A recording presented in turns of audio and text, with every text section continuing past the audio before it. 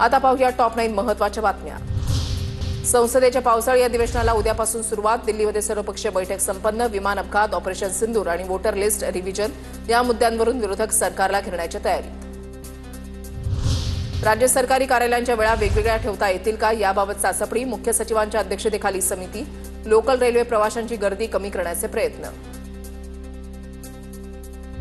एटीएममध्ये पुरेशा 100 आणि 200 रुपयांच्या नोटा ठेवण्याचे आरबीआयचे निर्देश। 100-200च्या नोटा मिळत नसल्याच्या तक्रारी मिळत असल्यानं आरबीआयचा निर्णय।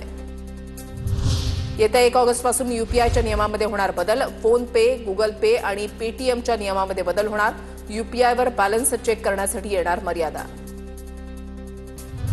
भारतीय टपाल विभागाचा आयटी मॉडर्नायझेशन 2.0 मंगळवारपासून होणार सुरू। यामुळे टपाल विभागामध्ये कॅश ऑन डिलिव्हरी सेवा मिळू शकणार।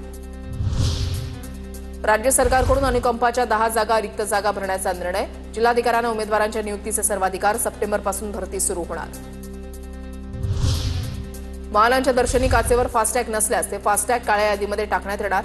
भारतीय राष्ट्रीय महामार्ग प्राधिकरणाकडून नवा नियम लागू।